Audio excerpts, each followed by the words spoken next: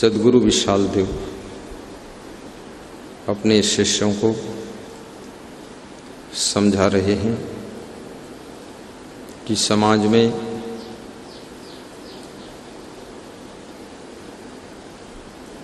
घर में, परिवार में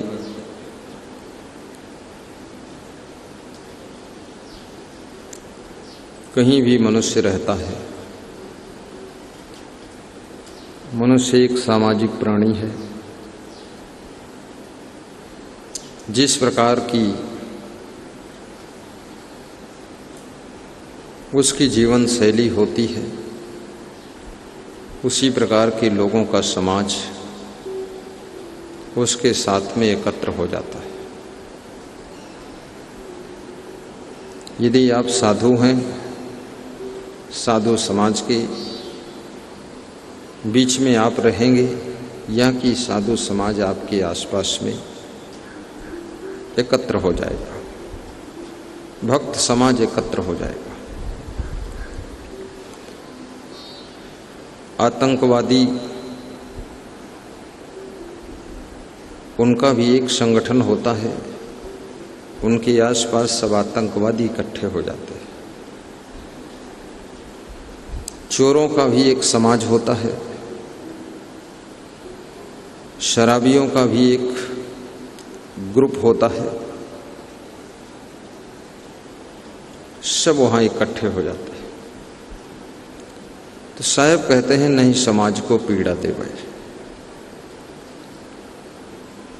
संत के लिए और भक्त के लिए, दोनों के लिए समझाया है कि जिस समाज में तुम रहते हो, जिस गांव में रहते हो, गांव वालों को पीड़ा मत पहुंचाओ। कितने लोग गांव का रास्ता बंद कर देते हैं, पूरा गांव पीड़ित हो जाता है। कोई एक बोलता है तो उससे झगड़ा कर देते हैं और गांव के सभी लोग बोलना नहीं चाहते, लड़ाई झगड़ा से बचना चाहते हैं। पूरे गांव को तकलीफ दे रहा है, रास्ता सार्वजनिक है, बंद किए। कितने लोग अपने घर के सामने रास्ते पर जानवर बांध देते, अब कोई निकल नहीं सकता है, वो समस्या खड़ी हो गई।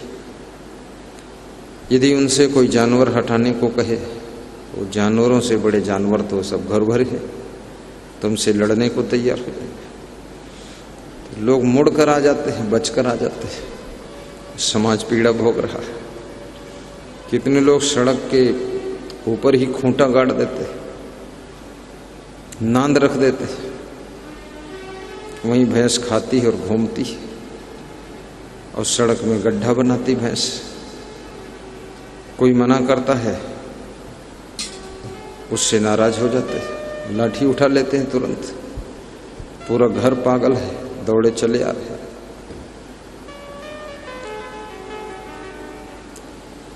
गांव समाज को पीड़ा देने वाला व्यक्ति गांव में कभी सुख शांति नहीं पाता। साधु महात्मा भी समाज में भ्रमण करता है, इस गांव में जाता है, उस गांव में जाता है।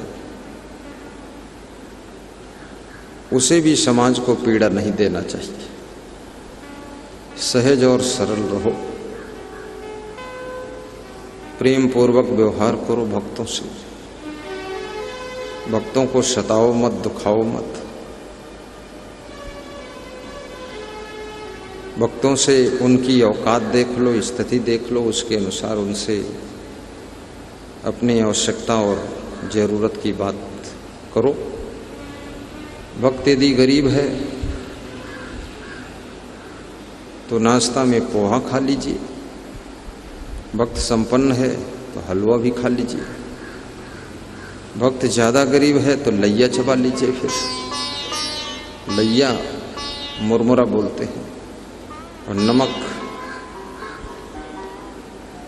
भक्त यदि थोड़ा संपन्न है तो नमकीन, मिक्सर और दूध का प्रबंध कर लीजिए। और भक्त यदि ज्यादा गरीब है, बहुत ही गरीब है, तो एक एक केला खाकर निकल जाइए। और भक्त को भी अमीर बनने के लिए ज्ञान भी दीजिए कि अमीर बने हो, गरीब क्यों बने हो, कंगाल नाथ क्यों बने हो, भिखमंगा क्यों बने हो। भक्ति जो है आपको धनवान भी बनाती है। सुदामा ने कृष्ण की भक्ति किया, सुदामा धनवान बन गए, सुदामा के महल बन गया। और तुम भक्ति किस मॉडल की करते हो? या तो भक्ति भी करते हो, बीड़ी भी पीते हो, जुआ खेलते हो, एक तरफ गुरु गुरु जपते हो, दूसरे तरफ तमाकू तमाकू खाते हो, दारू भी पीते हो, या कहीं बेविचार करते हैं आप। घर का पैसा जो बचता है चुपके से दूसरी औरत को दे आते हैं। या तुम्हारे घर की औरतें गलत हैं, तुम खेत में चले जाते हो, वो चावल और दाल निकाल कर बेच लेती, बर्फ वाले के हाथ बेच देती, गेहूं बेच देती। रोज 2-4 किलो निकल रहा है घर का माल, घर कंगाल हो गया। लोग कहते कुछ हिसाब पता ही नहीं चलते। हिसाब पता क्यों नहीं चलता है? हिसाब पता चलेगा। एक दिन जितना भोजन खाने में लगता है उसको एक दिन तौल कर बनाओ और मेहमानों के अंदाज से स्टॉक कर दो, बाकी बेच दो पहले ही सब। एक थोक में बेचो, 1-2 लाख का जुट के, उस पैसे का सदुपयोग करो। कितने लोग घर ही में चोरी करते हैं, बेटा बाप के पैसे चुरा लेता है, बहू ससुर के पैसे चुरा लेती है, और नाती पोता वो जिसके पैसे पाते बाबक पैसे चुरा लेते। एक बूढ़े आदमी से मैंने पूछा पैसे कहाँ रखते हो? बोले ये सीने वाली जेब पर रखता हूँ। तो हमने कहा साइड में क्यों नहीं रखते? बोले सो जाता हूँ, वो पोता पैसा निकाल लेता है। तो हमने कहा सीने में? बोले सीने में, यहाँ टाइट कपड़ा है तो हाथ डालता है तो हमारे सीने पर उसका हाथ जब स्पर्श करता है गुजगुजाता, तो हम जाग जाते, तो हाथ पकड़ लेते, तो थप्पड़ मार देते उसका। अब घर ही में मूसल चोर, कबीर साहब कहते घर ही में चोर घुसा। बाहर के चोरों से आप बच सकते, लेकिन घर के चोरों से कैसे बचोगे? इसलिए समाज पीड़ित है, परिवार पीड़ित है। जिस परिवार में रहो, परिवार को पीड़ा मत दो। जिस आश्रम में रहो, आश्रमवासी संतों को, गुरुजनों को, गुरु भाइयों को, अन्य भक्तों को दुख मत दो, पीड़ा मत दो। सबका ख्याल रखो, सबके खाने पीने, सोने बैठने उठने का सबका ध्यान रखो, सबके इंतजाम पर नजर डालो। प्रसाद के रूप में सबको सेवा व्यवस्था मिलनी चाहिए, नहीं समाज को पीड़ा देवे।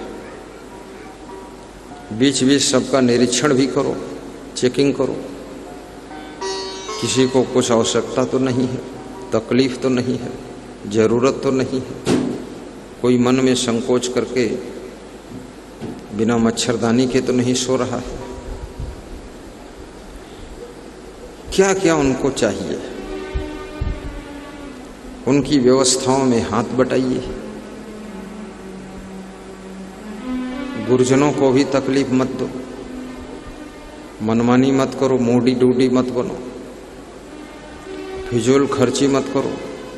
फिजूल खर्ची करने से घर का मालिक पीड़ित होता है, दुखी होता है। फिजूल खर्ची करने से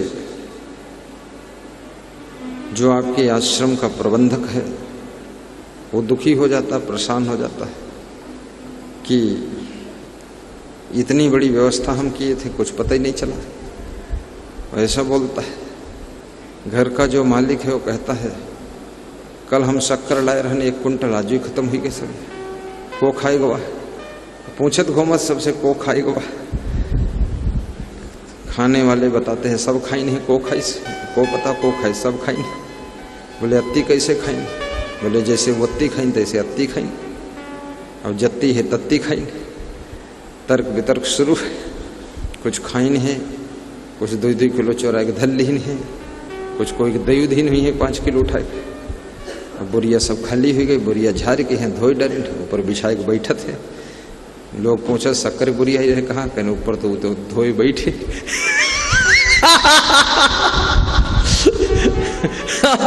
अब वो पीड़ित है। दूसरे का सामान तुमने उठा लिया, वो ढूंढता घूम रहा है, वो पीड़ा देना ही है।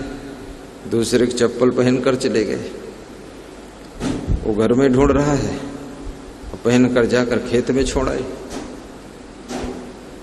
अब वो ढूंढता चप्पल कहाँ? बाथरूम में ढूंढता, कमरे में ढूंढता, द्वार पर ढूंढता, छत पर ढूंढता, और चप्पल वहां खेत में धरे। जब सबसे पूछा तो जो ले गया था वो कहता हमका तो कुछ पता ही नहीं, खेत में चप्पल पड़े। हफ्ते बाद जब वो आदमी गया खेत में, देखा खेत में पड़े चप्पल। बोले हिया को लाई से?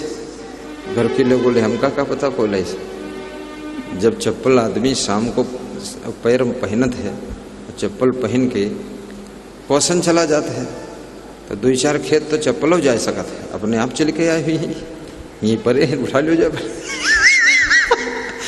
तर्क वितर्क बहुत करते हैं। किसी थैला उठा के टांड पे रख दिया, वो ढूंढत घूमत, समाज में असमंजस पैदा हो गया। तो इस तरह के समाज को पीड़ा देना, परिवार को पीड़ा देना और घर में परेशानी पैदा करना, ये सब बहुत गलत बात है। इस तरह की गलतियां नहीं करना चाहिए।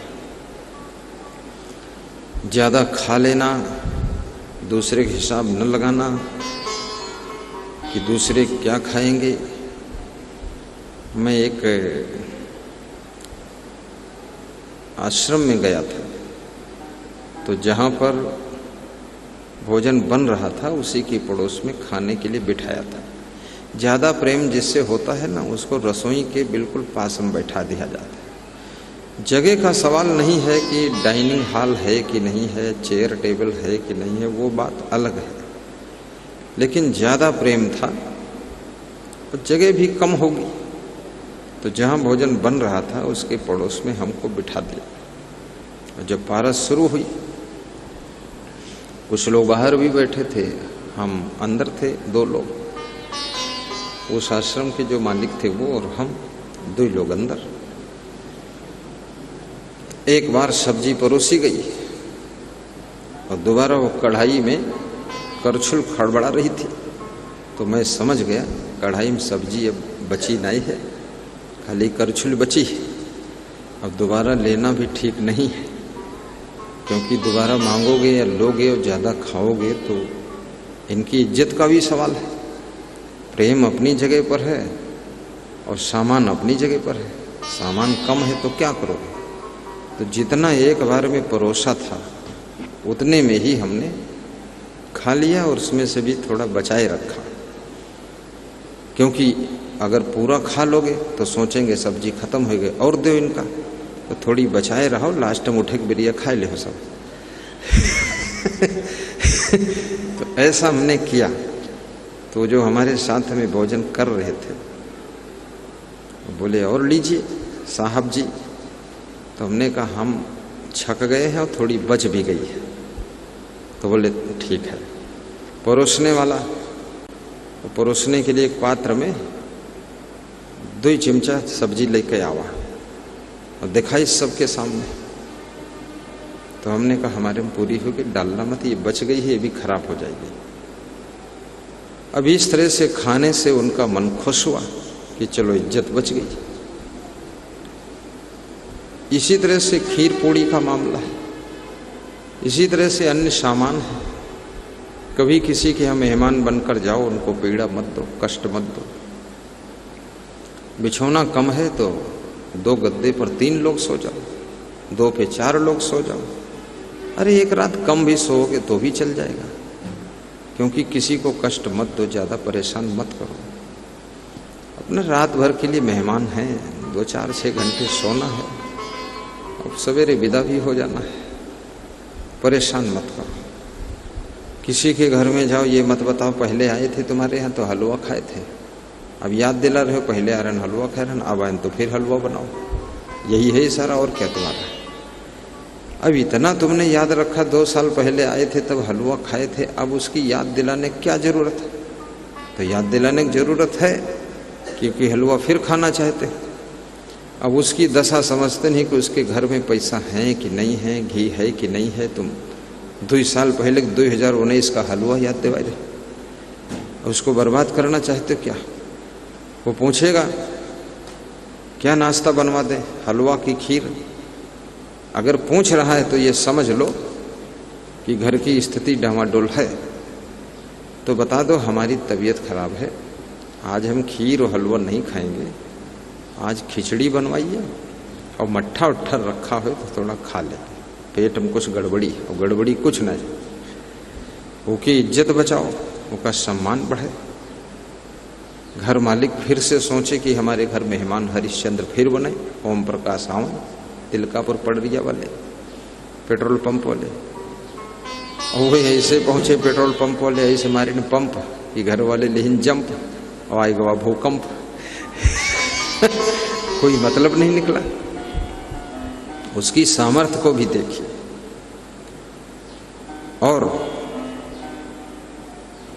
घर मालिक को भी चाहिए कि मेहमान को भी कष्ट न दे। मेहमान आया है तो जो भी अधिक से अधिक बन पड़ता है उसको खिलाइए भी, सेवा कीजिए, हंसते हंसते सेवा कीजिए। क्योंकि जितने प्राणी हैं बिना खाए उनका शरीर नहीं चल सकता है, खाना पड़ेगा। कीड़े मकोड़े हैं, चिड़िया है, जानवर हैं, पशु पक्षी हैं, मनुष्य है, नर नारी हैं, बच्चे हैं। क्योंकि ये जीवन को गाड़ी भी कहा गया है। और ये जीवन रूपी गाड़ी, जैसे आपके पास कोई गाड़ी है, इसमें मोबिल और डीजल पड़ता है, मोबिल इंजन में पड़ता है और डीजल ऐसी जगह पड़ता है धुआं बन के निकलता है। तो ऐसे तुम्हारी जीवन की गाड़ी में भोजन है, भोजन है समझ लो, मोबिल आयल है। और जो पानी पिए थे, जो पानी पी रहे हैं आप ना, ये समझ लो डीजल पड़ रहा है, ये पेशाब बन के निकला था। अब इसके बिना आपका शरीर चल नहीं सकता है। तो कोई मेहमान आया है आपके द्वार पर, मेहमान भूखा भी न सोए।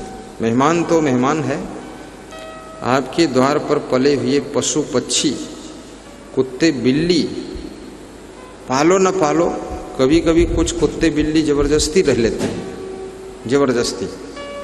आज तक किसी ने छिपकली को पाला ही नहीं। तुम मकान बनाओ, तुम बाद को गृह प्रवेश करोगे, छिपकली पहले गृह प्रवेश कर लेती है, वो आ गई अपना कमरा सेट कर लेती है। और छिपकलियां अलग अलग कमरा बांट लेती है, अपने अपने इलाके में रहती हैं। अगर दूसरे कमरे में पहुंच गई तो मारपीट भी खूब होता है, एक दूसरे के कांटे नोचे दौड़ती है। तुम सोचते भगदड़ क्यों मची है, दूसरे के इलाके में आ गई ना, अपने बॉर्डर में रहो। तो छिपकलियां आ जाती हैं, कुत्ते आ जाते हैं, बिल्ली आ जाती है, चूहे आ जाते हैं, मेढक मेढकी आ जाते हैं, कीड़े मकोड़े आ जाते हैं। और ज़्यादा गंदगी है तो फिर सांप और मच्छर भी आ जाते हैं, वो भी वहीं रहते हैं, तुमको पता ही नहीं है। तुम्हारे बेड के नीचे सांप 1 साल से बैठा है, रात में जब तुम सो जाते हो तब वो घूमता रहता है, चूहे वूहे पकड़ कर खाता है, मेढकी खाता है, और सवेरे फिर बैठ जाता है आराम से बेड के नीचे। तुम निश्चिंत हो, तुम सोचते हो हमारा कमरा ठीक है, यहाँ कौन आ सकता है। वो सांप आ चुका है, वो बैठा है, बहुत मोटा है और काला कलूटा है, और डसेगा अगर किसी दिन तो मरोगे भी। इसलिए दरवाजे सही सलामत लगाइए। दरवाजे अगर सही सलामत हैं, बंद हो जाना चाहिए। यदि डोर क्लोजर दरवाजे में लगा है तो बहुत अच्छा है, आप निकले दरवाजा अपने आप बंद हो गया, तो सांप वाँप के घुसने का चांस कम है। और सफाई शुद्धता जितनी ज़्यादा होगी तो ऐसे कीड़े मकोड़े नहीं घुसेंगे जो आपके जान के घातक हों। परंतु कुछ ऐसे भी प्राणी है जैसे कुत्ता। अब कुत्ता का जीवन मनुष्य के ऊपर ही आधारित है, ये मनुष्य के साथ में रहता है, ये मनुष्य का जीवन साथी है। ये जहाँ आदमी रहेगा वहीं रहेगा। ये कितना मारो, लात से मारो, डंडस मारो, रोएगा गाएगा, लेकिन घूम घुमाए के घिसट विसट के वहीं पड़ा रहेगा। आखिर मजबूर होकर तुम्हें दया आ जाएगी, रख लोगे उसको। तो कुत्ता है, फिर देख लो नहीं जाता है, अगर पहले विदा करने की कोशिश करो और नहीं जा रहा है तो फिर उसको भी एक टुकड़ा खिला दो। बेचारा सामने बैठा ललचाता रहता, जुगुड़ जुगुड़ देखता रहता कि कुछ दे हैं हमको ही। और कुछ लोग ऐसे हैं जूठन तक चाट के सब निकल गए। कुत्ता देखिस तो मन है मन करिया, इसकी है बड़ा कंजूस, देखिस कुछ नहीं। तो जहाँ कुल्ला करेंगे हुआ पहुंचा, ये हो सकत इनके दांत वातम दो चार भात वात फंसा हो थोके हैं तो उमस निकली चाट लेगा। उनके दांतों मजबूत रहे, मैं भातों नहीं निकल रहा।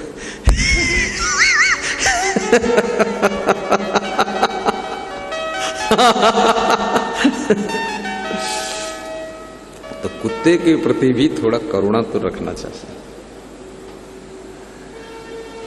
प्रेम से। ऐसे बहुत कुत्तों की भीड़ पाल नहीं सकते आप, क्योंकि कुत्तों पर भी खर्चा बहुत होता है। एक आदमी जितना भोजन खाता है उतना भोजन कुत्ता भी खाता है, और अगर बड़ा कुत्ता है तो उससे ज्यादा भी खाता है। और मेरे जैसे भोजन की खुराक, हमारी 10 खुराक को एक ही कुत्ता खा जाएगा। जबरदस्त कुत्ता है, लेकिन वो रहेगा मनुष्य के साथ में। तो आपके आश्रय में जो रहते हैं, आपसे संबंधित रहते हैं, या आप कहीं मेहमान बनते हैं, या आपके घर में कोई मेहमान बनता है, या आप संत बनते हैं, आप आश्रम में रहते हैं या भक्त के घर जाते हैं, आपका व्यवहार, बर्ताव, स्वभाव, चाल चलन, खाना पीना, रहना, उठना, बैठना, ये सब ऐसा होना चाहिए कि नेक्स्ट मैन को, अदर मैन को तकलीफ ना दे, नहीं समाज को पीड़ा देवे। समाज को पीड़ा मत पहुंचाओ। जिद्दी मत बनो, हठी मत बनो, क्रोधी मत बनो। जिद्दी आदमी भी पीड़ा पहुंचाता है बहुत, हठी आदमी बहुत पीड़ा पहुंचाता है। हठ कर लिया, कितने घर ही के बच्चे हठ कर लेते हैं, खाना नहीं खाते, पूरा घर परेशान हो जाता है। कितनी बहुएं हठ कर लेती हैं कि मायके जाऊंगी जरूर, जाऊंगी जरूर, जाऊंगी जरूर, जाऊंगी जरूर, जाऊंगी जरूर, आऊंगी नहीं, आऊंगी नहीं। अब घर के लोग समझाते हैं, उसका पति समझाता है, सास ससुर समझाते हैं, मान जा बहुरिया। सास ससुर को दुख है कि बड़ी मुश्किल से तो लड़के की शादी हुई, बहू आई, पोता पोती हो जाएंगे, वंश चलेगा, कम से कम वंशनाश तो नहीं होगा। अब बहू ऐसी है, बहू कुहू कुहू कर रही है कि जाऊंगी जरूर, जाऊंगी जरूर, आऊंगी नहीं, अब आऊंगी नहीं। अब घर में हैरानी छाई। कितनी माताओं बहनों ने हमसे भी अपना दुखड़ा कहा कि हमारी बहू मायके गई है, लौटी नहीं है। तो हमने कहा क्या कहकर गई थी? बोले कहकर गई थी अब लौट कर नहीं आऊंगे। तो हमने कहा रोका समझाया नहीं? बोले रोका समझाए बहुत, नहीं मानी से चली गई। तो हमने कहा तो फोन कर दो, मोबाइल समझा दो। बोले फोन करते हैं तो फोन उठाती नहीं। हम चले जाओ तुम पति से, मैंने कहा तुम चले जाओ, बुला लो। बोले हम गए थे तो वहां हमारे सास ससुर भी हमको बहुत गाली दी और साला मारे दौड़ा और सरहज पानी नहीं पूछी, और जो साली रहे आँखी घुड़कती रहे, और हमारे जो पत्नी रहे वह तो सीधे मुंह बातें नहीं करी। हमने कहा वहीं डेरा डाल देते, कहीं डेरा डाले तो शाम कहीं जाओ ही से कहे परे हो। बहुत बेइज्जती। अब ये हालत, दुर्दशा बहुत है। त्याग वैराग्य है नहीं। अगर ज्यादा बहुएं नाटक करती हैं, परेशान करती हैं, तो फिर जो शेष लोग बचे हो घर में, साधना करो, भक्ति करो, अपने घर को एक 200 रुपये का बोर्ड बनाओ और लिख दो टेम्परेरी आश्रम घोषित कर दिया। अब बहू खैर काम नहीं किया है, न पोती पोतन काम है, अब सब लीप पोत बराबर है। अब यहाँ साधु झंडा गड़ी और कोई न साधु रही तो हम खुद साधु बन के रही, ऋषि मुनि की तरह रहेंगे। वो कौन ऋषि था जो राम का गुरु था, पहला गुरु? बोलो, वशिष्ठ। उसकी पत्नी का नाम रहे? वशिष्ठ पत्नी। चाहे जो नाव हो, अपने सबकी पत्नी नाव याद करे, कोई ठेका है? पत्नी वही बनाओ तो नाव हम याद करते घूमी।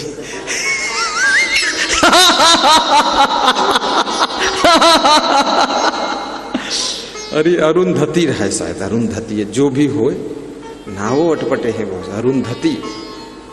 या कहो आजकल के नाम कुछ ठीक ठाक थे बीच में, अभी तो नाम फिर गड़बड़ाने लगे हैं। अब तो नाम बड़े अजीब अजीब है। आदमी अपने बेटे का नाम रखा था ची, चू, चे, छू। ऐसे ऐसे नाम रखते लोग, बड़ा शब्द बोलना नहीं चाहते लंबा, कोई जिसका अर्थ नहीं। पम्मी, टम्मी, नूनू। अब नूनू क्या होता है? मैं तो बहुत अर्थ निकालना जानता हूं, लेकिन मैं भी फंस जाता हूं, कोई अर्थ ही नहीं निकलता। नूनू का मतलब क्या होता है? अब आइडिया से सोचता हूं, नूनू मतलब जो बहुत छोटा है। नूनू, टुन्नू, चुन्नू, पुन्नू, पुनकू। क्या नाटक लगेगी। पुनकू, नाक छिनकू, ये सब फालतू नाम है। ठीक से नाम रखो। कितना अच्छा नाम है, प्यारे नाम रखिए। राम प्रसाद है, राम करण है, रामचंद्र है, हरिचरण है, हरिश्चंद्र है, ओम प्रकाश है, हेमंत कुमार है, लेखपाल है, गजानंद है, गणपति है, मिश्री लाल है, राम राम चंदन गोपाल राम घी, और नंदू राम मक्खन और मिश्री घोर घोर पी।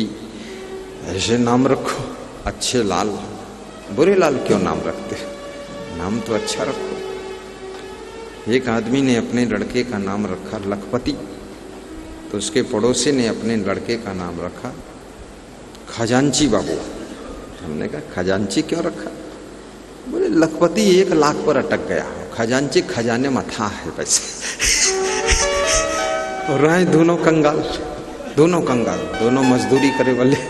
तो उनके नाम ही नाम है कि कुछ है? बोले हो न हो, लेकिन पड़ोसी से नाम हम तो आगे नंबर ले भाई करिए।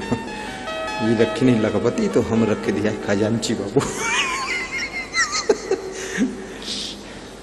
नाम जैसा कुछ काम भी होना चाहिए। काम कुछ नहीं, खाली नाम है। नाम रामपाल है, बने महाकाल है। मतलब नहीं, थोड़ा राम के गुण भी होना चाहिए। राम के गुणों का पालन करो। नाम असंग और फंसे हैं कुसंग। क्या मतलब निकला असंग होने से? असंग का अर्थ है कहीं कुसंग में न फंसो, फालतू बतसंग मत करो, फालतू लोगों का संग मत करो। लठ संग, बत संग, झगड़ संग, ये सब नहीं होना चाहिए। असंग का मतलब है कमल की तरह रहो, प्राणी और पदार्थों के बीच में कहीं आसक्त मत हो, कहीं चिपको मत, उनमें रागद्वेष मत करो। असंग का अर्थ ये, उनमें कमजोर, जोरदार, बुद्धिमान, कम बुद्धिमान, सबके प्रति अपना प्रेम रखो, समान प्रेम करो और सबको अनुराग दो। वही असंग है। कुसंगत से बचो, ठीक से वैराग करो।